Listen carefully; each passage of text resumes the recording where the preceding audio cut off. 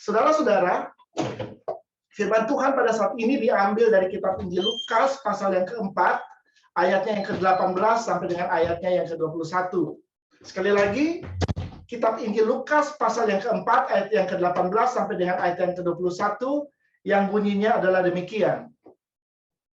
Roh Tuhan ada padaku, oleh sebab Ia telah mengurapi aku untuk menyampaikan kabar baik kepada orang-orang miskin, dan Ia telah mengutus aku untuk memberitakan pembebasan kepada orang-orang tawanan dan penglihatan bagi orang-orang buta, untuk membebaskan orang-orang yang tertindas, untuk memberitakan tahun rahmat Tuhan telah datang.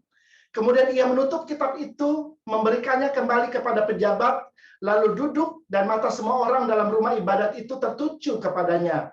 Lalu Ia memulai mengajar mereka, katanya, pada hari ini genaplah nas ini sewaktu kamu mendengarnya. Saudara-saudara, saat ini saya masih akan berbicara dengan topik Roh Kudus. Saya akan masih berbicara dengan topik yang berhubungan dengan Allah Roh Kudus. Saudara-saudara, kata Roh Kudus itu di dalam bahasa Ibrani, dalam bahasa aslinya, itu dipakai kata ruah, yang artinya adalah angin, udara, atau hawa. Dan di dalam bahasa Yunani, itu dipakai kata pneuma, yang artinya adalah napas. Jadi, kata ruah atau pneuma ini bisa juga berarti gerakan udara yang disebabkan oleh angin. Nah, saudara-saudara, kalau berbicara tentang angin, ada angin sepoi-sepoi, ya paling enak kalau ada angin yang sepoi-sepoi, saudara. Dan juga ada angin yang kencang, ada angin ribut, ada angin topan, dan juga ada angin badai, saudara. Ya, jadi ini menggambarkan bahwa Roh Kudus itu dia bisa bekerja dalam diri orang percaya dengan sangat lembut, sangat gentle, tetapi Roh Kudus juga bisa bekerja dalam diri orang percaya dengan sangat luar biasa dan dahsyat, saudara. Karena kuasa Roh Kudus itu sangat dahsyat dan luar biasa. Nah, pada saat ini saya akan berbicara tentang pekerjaan Roh Kudus, yaitu mengurapi orang percaya. Kalau saya bisa kasih tema untuk khotbah pada hari ini, temanya adalah berjalan dalam pengurapan Roh Kudus. Saudara-saudara, kita perlu mengerti terlebih dahulu apa itu pengurapan. Pengurapan adalah kuasa Allah atau kuasa Roh Kudus yang bekerja dalam diri orang percaya untuk melakukan pekerjaannya atau melakukan kehendaknya. Sekali lagi, pengurapan itu adalah kuasa Allah atau kuasa Roh Kudus yang bekerja dalam diri orang percaya sehingga orang percaya itu dapat melakukan pekerjaan Allah dan melakukan kehendak Allah. Nah, saudara-saudara, kalau kita mempelajari Alkitab, ya, kita akan melihat bahwa pengurapan ini sudah ada sejak lama. Sejak dalam Perjanjian Lama sudah berbicara tentang pengurapan ini. Ada berbagai macam jenis pengurapan yang saudara bisa baca di dalam Perjanjian Lama dan dicatat di sana. Yang pertama adalah pengurapan imam, yang kedua adalah pengurapan nabi, dan ketiga adalah pengurapan raja, saudara. Nah, kita akan melihat pengurapan-pengurapan ini satu persatu. Pengurapan imam. Pengurapan ini diberikan kepada seseorang yang akan menjadi imam. Jadi sebelum seorang diangkat menjadi imam di bait Allah, dia harus terlebih dahulu diurapi oleh Roh Kudus, oleh Tuhan. Nah, kita bisa lihat itu dalam kehidupan Harun dan anak-anaknya. Sebelum mereka diangkat jadi imam, mereka harus terlebih dahulu diurapi oleh Musa. Kita baca ayatnya dalam Keluaran 40 ayat 13 sampai dengan ayat yang ke-15. Kau kenakanlah pakaian yang kudus kepada Harun, kau urapi dan kau kuduskanlah dia supaya ia memegang jabatan imam bagiku. Juga anak-anaknya kau suruhlah mendekat dan kau kenakanlah kemeja kepada mereka. Urapilah mereka seperti engkau mengurapi ayah mereka, supaya mereka memegang jabatan imam bagiku. Dan ini terjadi supaya berdasarkan pengurapan itu, mereka akan memegang jabatan imam untuk selama-lamanya turun-temurun. Nah, saudara, kalau kita melihat di sini, Harun dan anak-anaknya sebelum mereka menjabat sebagai imam di Bait Allah, mereka harus diurapi terlebih dahulu, saudara.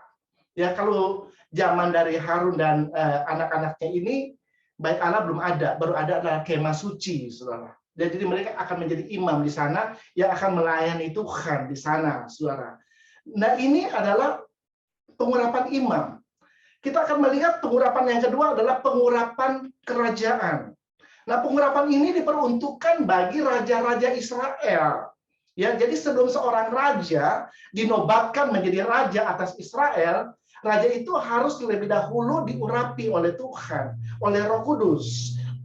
Kita lihat contohnya adalah Raja Saul.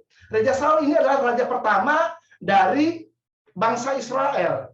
Dan dia diurapi oleh Nabi Samuel. Kita akan lihat ayatnya dalam 1 Samuel pasal 9 ayatnya yang ke-16. Besok kira-kira waktu ini aku akan menyuruh kepadamu seorang laki-laki dari tanah Benyamin.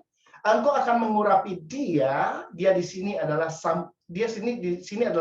Raja Saul, menjadi raja atas umatku Israel, dan ia akan menyelamatkan umatku dari tangan orang Filistin. Sebab aku telah memperhatikan sengsara umatku itu karena teriakannya telah sampai kepadaku. Jadi kita lihat di sini Samuel mengurapi Saul menjadi raja atas bangsa Israel. Dan ketika pengurapan itu dilakukan, dia bisa mempunyai kuasa. Ya, dikatakan, dan ia ini akan menyelamatkan umatku dari tangan orang Filistin. Ya, dan kita juga lihat ada raja yang lain yang diurapi, Raja Daud. Raja Daud ini diurapi oleh nabi yang sama, yaitu Nabi Samuel. Kita lihat di dalam 1 Samuel 16 ayat yang ke-13. Samuel mengambil tabung tanduk yang berisi minyak itu dan mengurapi Daud di tengah-tengah saudara-saudaranya. Sejak hari itu dan seterusnya, berkuasalah Roh Tuhan atas Daud. Kita lihat di sini, Daud pun mendapat pengurapan sebelum dia dinobatkan menjadi raja oleh Nabi Samuel, saudara. Dan sesudah dia diurapi oleh Roh Kudus, maka dikatakan bahwa sejak hari ini dan seterusnya berkuasalah Roh Tuhan atas Daud.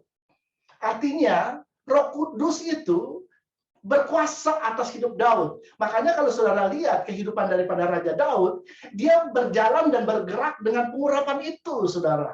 Dan dengan pengurapan yang diberikan Roh Kudus di dalam hidupnya, dia bisa mengalami kemenangan demi kemenangan dalam setiap peperangan yang harus dia hadapi. Dan di dalam menghadapi situasi dan tantangan, dia bisa keluar sebagai pemenang. Karena dia berjalan dengan pengurapan itu. Dia berjalan dengan kuasa daripada Roh Kudus. Dan kita akan lihat yang ketiga adalah pengurapan kenabian. Jadi sebelum seorang nabi di Israel diangkat menjadi nabi untuk membawa suara Tuhan kepada bangsa Israel, dia pun harus diurapi. Seperti yang kita lihat ketika Elisa diurapi oleh Nabi Elia, saudara. Sebelum Elisa menjabat sebagai nabi menggantikan posisi Elia, dia harus diurapi terlebih dahulu. Kita lihat ayatnya di dalam 1 Raja-Raja 19, ayatnya yang ke-16. Dan Elisa bin Safat dari Abel Mehola harus kau urapi menjadi nabi menggantikan engkau. Saudara, kita lihat di sini bahwa orang-orang ini sebelum mereka menjabat menjadi raja, menjadi nabi, menjadi imam, mereka harus terlebih dahulu mendapatkan pengurapan daripada Tuhan sebelum mereka menjalankan tugas-tugasnya. Jadi kita melihat di sini bahwa pengurapan daripada Tuhan atau pengurapan Roh Kudus itu sangat penting bagi kehidupan orang yang percaya. Dengan pengurapan itu, maka orang percaya akan bisa bergerak untuk melakukan apa yang dipercayakan di dalam kehidupan mereka. Nah, kalau kita melihat di dalam Perjanjian Lama, ini hanya orang-orang tertentu yang menerima pengurapan itu. Yang menjadi pertanyaan, bagaimana dengan di Perjanjian Baru? Atau bagaimana dengan kehidupan kita di zaman ini? Apakah pengurapan itu masih ada? Dan siapa-siapa saja yang akan menerima pengurapan itu. Saudara, yang pertama, kalau kita melihat dalam perjanjian baru, yang pertama Yesus itu diurapi. Makanya Yesus itu disebut Mesias, yang artinya yang diurapi atau the anointing one, yang diurapi. Ya, sebelum Yesus melakukan pelayanannya, dia terlebih dahulu harus diurapi oleh Roh Kudus. Kita akan baca ayat-ayatnya dalam Lukas 4 ayat yang ke-18 sampai dengan ayatnya yang ke-21.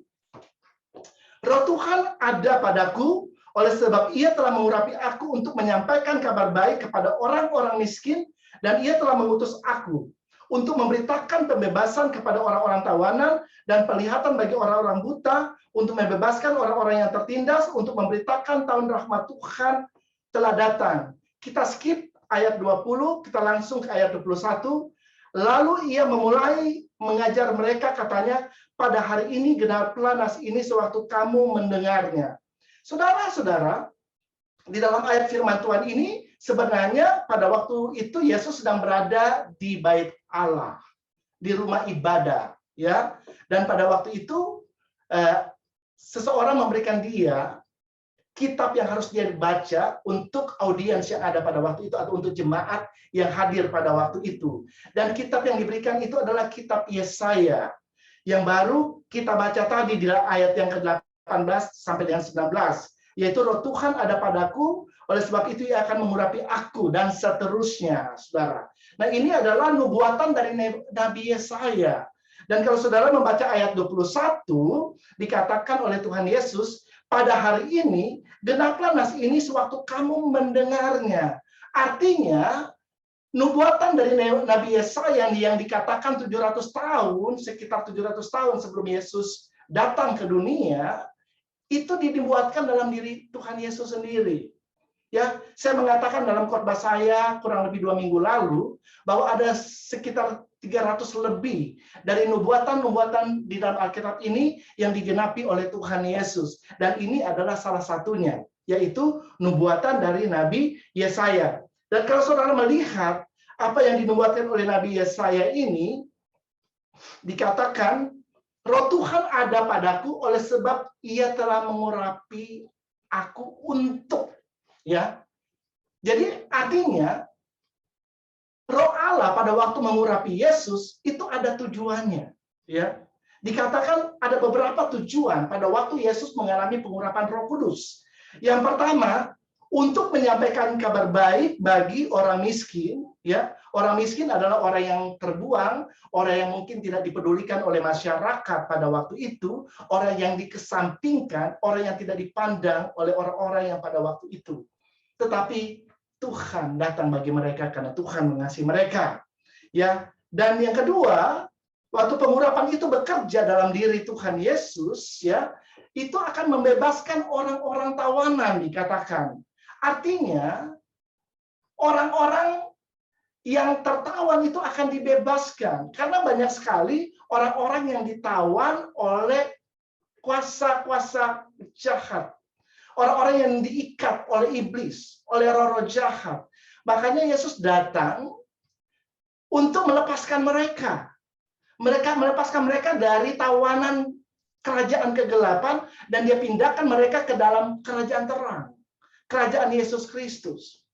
Ini maksud dan tujuan Tuhan Yesus datang ke dunia ini. Yang ketiga, untuk memberikan penglihatan bagi orang-orang buta, dikatakan. Nah, pada waktu pengurapan itu bekerja, maka kesembuhan terjadi bagi orang-orang buta. Dan orang buta yang dimaksud di sini bukan hanya sekedar orang buta secara fisik atau secara jasmani, tapi ini juga bisa berbicara orang-orang buta secara rohani, saudara. Dan Yesus datang bukan hanya menyembuhkan orang buta, tetapi Dia menyembuhkan segala macam penyakit, saudara. Begitu banyak orang datang kepada Dia, dan pada waktu Dia bergerak dengan pengurapan Roh Kudus yang ada di dalam hidupnya, maka apapun penyakit itu disembuhkan. Ya, ada orang buta disembuhkan, orang yang lumpuh berjalan. Amin, saudara. Orang yang menderita pendarahan, pendarahannya berhenti. Ya, bahkan orang mati dibangkitkan. Ini sangat luar biasa ketika pengurapan Roh Kudus itu bekerja dalam diri Tuhan Yesus. Yang keempat adalah untuk membebaskan orang yang tertindas. Ya, untuk membebaskan orang-orang yang tertindas, artinya orang-orang yang nggak mempunyai hak atas dirinya sendiri.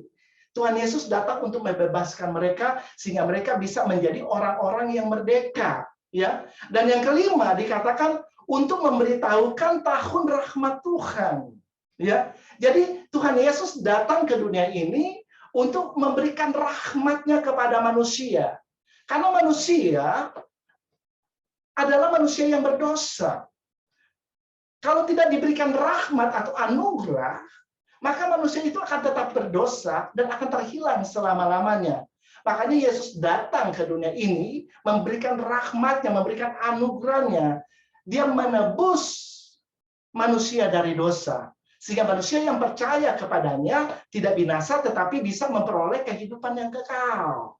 Bisa diselamatkan. Nah, ini adalah maksud dari pengurapan yang bekerja dalam diri Tuhan Yesus, saudara. Jadi, kalau kita lihat di sini, pengurapan itu diberikan kepada kita, itu ada tujuannya. Ada tujuan Allah pada waktu Dia memberikan pengurapan kepada seseorang. Dan dengan pengurapan itu kita bisa melakukan pekerjaan yang Tuhan percayakan di dalam hidup kita. Kita bisa menggenapi rencana dan tujuan Allah di dalam hidup kita. Sama seperti Tuhan Yesus. Ya, ketika pengurapan itu bekerja, dia bisa melakukan pekerjaan Allah dan dia bisa menggenapi apa yang menjadi misi dari Allah Bapa yang dipercayakan di dalam dia. Dan pengurapan itu kita harus tahu bahwa itu datang dari Roh Kudus, dari Tuhan sendiri. Kita bisa baca ayatnya di dalam 2 Korintus pasal 1 ayat yang ke-21. Coba kita baca ayatnya. Sebab Dia yang telah meneguhkan kami bersama-sama dengan kamu di dalam Kristus adalah Allah yang telah mengurapi. Saudara perhatikan, Dia adalah Allah yang telah mengurapi. Jadi pengurapan itu datangnya dari Tuhan. Yang pertama tadi saya katakan Yesus diurapi. Ya, kalau kita melihat dalam Perjanjian Baru. Dan kita pun sebagai orang-orang percaya, kita pun mengalami pengurapan daripada Tuhan, daripada Roh Kudus. Kita bisa baca ayatnya dalam 1 Yohanes pasal yang kedua, ayat yang ke-20, dan 1 Yohanes pasal yang kedua, ayat yang ke-27. Coba kita lihat. Tetapi kamu telah beroleh pengurapan dari Yang Kudus, dan dengan demikian kamu semua mengetahuinya. Sebab di dalam diri kamu tetap ada pengurapan yang telah kamu terima daripadanya. Karena itu tidak perlu kamu diajar oleh orang lain, tetapi sebagaimana pengurapannya mengajar kamu tentang segala sesuatu dan pengajarannya itu benar, tidak dusta. Dan sebagaimana ia dahulu telah mengajar kamu, demikianlah hendaknya kamu tetap tinggal di dalam dia. Jadi saudara, kalau kita membaca surat dari Rasul Yohanes ini, sebenarnya ini ditujukan kepada setiap orang yang percaya. Rasul Yohanes ingin supaya setiap orang yang percaya mengetahui bahwa di dalam diri mereka itu ada pengurapan Allah. Amin, saudara. Dia mau supaya kita tahu bahwa di dalam diri kita ada pengurapan Allah. Kapan pengurapan itu ada dalam diri kita? Pada waktu kita memutuskan untuk percaya kepada Yesus sebagai Tuhan dan Juru Selamat pribadi kita, pada waktu itu Roh Kudus masuk dalam hidup kita. Dan Dia memberikan pengurapannya di dalam hidup kita.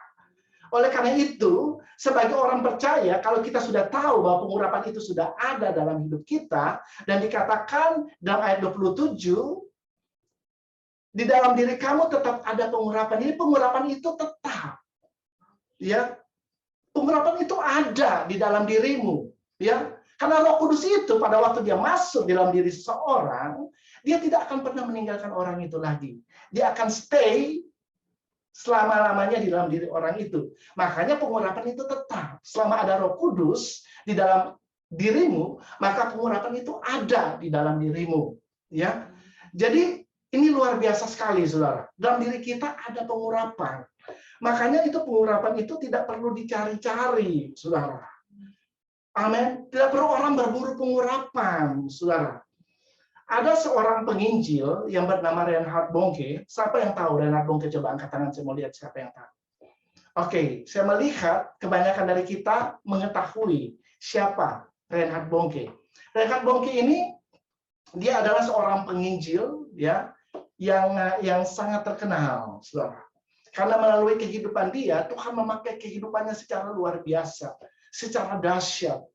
Melalui kehidupan dia memenangkan 79 juta orang bagi Kristus. Ya, kalau saudara ingin mengetahui dia lebih lanjut, saudara bisa Google aja. Ya, dia memenangkan 79 juta jiwa bagi Kristus di Afrika, saudara. Jadi Reinhard Bonnke ini, dia adalah seorang yang sangat mengerti tentang apa itu pengurapan. Ya, makanya dalam hidupnya dia bergerak dengan pengurapan Allah itu. Bayangkan saudara, 79 juta dimenangkan bagi Kristus. Dan dia meninggal pada usia 79 tahun.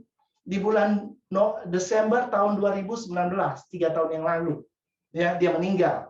Berarti dalam 1 tahun, kalau dia usianya 79 tahun, dia memenangkan 1 juta jiwa setahun, saudara. Dahsyat nggak? Nah, ini karena dia membiarkan pengurapan Allah yang ada dalam dirinya bekerja. Sehingga jiwa-jiwa itu bisa dimenangkan bagi Kristus, saudara. Nah, suatu ketika, Reinhard Bonnke ini didatangi oleh seseorang yang bertanya kepada dia. Orang ini bertanya, Pastor, apakah saya boleh meminta pengurapan yang ada di dalam dirimu? Apakah engkau boleh membagi pengurapan yang ada di dalam dirimu? Saudara, orang ini mungkin dia sangat kagum dengan pengurapan Allah, pengurapan Roh Kudus yang ada dalam diri Reinhard Bonnke. Sehingga Tuhan bisa memakai dia dengan begitu luar biasa dan dia ingin memiliki pengurapan itu, saudara. Ya, makanya dia minta pengurapan itu, dia minta dibagikan pengurapan itu. Dan saudara tahu apa jawaban dari Reinhard Bonnke? Reinhard Bonnke menjawab, saya minta maaf. Sekali lagi saya minta maaf. Karena saya tidak bisa membagikan pengurapan itu kepada Anda. Saya tidak bisa memberikan pengurapan itu kepada Anda. Karena pengurapan inilah yang saya miliki satu-satunya. Kalau saya beri kepada Anda, maka saya tidak akan memiliki pengurapan lagi. Dan bagaimana saya bisa melayani Tuhan tanpa pengurapan Roh Kudus? Itu yang dijawab oleh Reinhard Bonnke. Karena Reinhard Bonnke sangat mengerti pentingnya pengurapan Roh Kudus ada di dalam hidupnya. Pentingnya kuasa Allah bekerja, kuasa Roh Kudus bekerja di dalam hidupnya. Ya, jadi dia menjawab seperti itu, saudara. Nah, saudara yang terkasih dalam Tuhan Yesus Kristus, dan sesudah itu hamba Tuhan ini juga berkata bahwa di luar sana ada banyak orang yang mencari pengurapan. Ya, ada pengurapan yang dikatakan ada double anointing, ya, bahkan ada yang namanya pengurapan 100 kali ganda. Wow. Ya, 100 kali lipat saudara pengurapan, ya, dan sebagainya. Dia berkata, saya ini cuma punya satu pengurapan. Tetapi dengan satu pengurapan yang ada dalam diri saya itu tak terbatas. Dengan satu pengurapan yang ada dalam diri saya memenangkan Afrika bagi Tuhan. Ada sekitar puluhan juta jiwa dimenangkan bagi Kristus karena pelayanan daripada Reinhard Bonnke. Saudara, ini dahsyat sekali. Kenapa dia mengatakan ini? Dan kenapa saya menceritakan tentang hal ini kepada saudara? Karena di luar sana ada begitu banyak orang yang mencari pengurapan. Banyak orang yang memburu pengurapan. Banyak orang yang tergila-gila dengan pengurapan, saudara. Sehingga kalau ada kebaktian pengurapan itu tidak pernah sepi dikunjungi oleh orang-orang. Benar? Karena orang-orang mau mendapatkan pengurapan itu. Nah, ini adalah orang-orang yang tidak mengerti bahwa pengurapan itu sudah ada di dalam diri mereka. Bukankah tadi 1 Yohanes 20 ayat 2 dan 7 berkata demikian, bahwa pengurapan itu telah ada padamu. Telah ada, berarti telah diberikan di dalam hidup kita. Kenapa kita perlu cari lagi pengurapan itu? Ya, yang kita perlu lakukan adalah berdoa, yang minta Roh Kudus untuk mengaktifkan pengurapan yang sudah ada di dalam hidupmu dan engkau mulai bergerak sesuai dengan pengurapan itu. Dengan kuasa yang ada di dalam dirimu itu, mulai bergerak untuk melakukan pekerjaan Allah, untuk melayani Tuhan, saudara. Ya, jadi kita lihat di sini bahwa pengurapan itu merupakan satu hal yang sangat penting yang memang harus dimiliki oleh orang percaya kalau dia mau melayani Tuhan, saudara. Nah, ada beberapa fungsi dari pengurapan yang saya akan bagikan pada saat ini.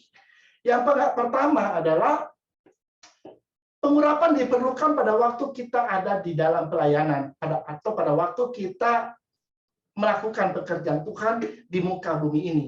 Sama seperti Yesus tadi kita udah lihat, bahwa sebelum dia memulai pelayanannya, dia harus diurapi oleh Roh Kudus. Ya, baru dia bergerak, melakukan pekerjaan yang harus dia lakukan selama dia ada di bumi ini. Dia bergerak untuk melakukan misi yang Tuhan berikan di dalam hidupnya selama dia ada di muka bumi ini. Ya, demikian juga sebagai orang percaya, pengurapan itu diberikan supaya kita bisa melayani Tuhan, bisa melakukan pekerjaan Tuhan selama kita ada di muka bumi ini. Yang kedua, dengan pengurapan kita juga bisa melakukan kesembuhan. Kita baca ayatnya. Yakobus 5 ayat 14 dan 15. Kalau ada seorang di antara kamu yang sakit, baiklah ia memanggil para penatua jemaat supaya mereka mendoakan dia serta mengolesnya dengan minyak dalam nama Tuhan. Dan doa yang lahir dari iman akan menyelamatkan orang sakit itu, dan Tuhan akan membangunkan dia, dan jika ia telah berbuat dosa, maka dosanya itu akan diampuni. Ya, jadi kita juga bisa bergerak dengan pengurapan. Ya, dikatakan dalam firman Tuhan ini, kalau ada yang sakit, biarlah dia memanggil seorang penatua. Penatua itu adalah pendeta, saudara. Karena kalau saudara mau cari kata pendeta di dalam Alkitab nggak pernah akan ada. Yang ada di sana adalah penatua-penatua. Nah, penatua ini adalah pendeta, saudara. Ya, pemimpin jemaat, penilik jemaat. Ya, jadi kalau ada yang sakit, panggil penatua. Dan dikatakan penatua akan mengoleskan minyak ke atas orang itu, dan orang itu akan menjadi sembuh dari sakitnya. Dia akan berdoa dengan iman, dan orang itu akan menjadi sembuh. Nah, saudara, ini bukan berbicara tentang minyaknya, ya, yang menyembuhkan orang itu, tetapi pengurapan itu, kuasa Allah yang disalurkan melalui minyak itu, ya, yang menyembuhkan orang yang didoakan itu, ya. Jadi ini berbicara tentang pengurapan yang bekerja melalui minyak itu. Minyak itu hanyalah point of contact atau media atau alat yang dipergunakan untuk menyalurkan kuasa Allah. Ya, dan mempergunakan minyak ini bukan hanya para penatua. Kalau saudara baca dalam Markus 6 ayat 13, ya mungkin tidak ada ya. Saya akan bacakan aja. Dan mereka mengusir banyak setan dan mengoles banyak orang sakit dengan minyak dan menyembuhkan mereka. Ya, jadi murid-murid pun dalam pelayanannya menggunakan minyak sebagai point of contact untuk menyembuhkan orang-orang, ya, di dalam pelayanan mereka. Jadi pengurapan ini memang sangat berguna buat kehidupan orang percaya. Yang terakhir, yang ketiga, pengurapan akan membawa kepada kehidupan yang berkemenangan. Kita baca ayatnya sebagai ayat yang terakhir, Mazmur 20 ayat 7.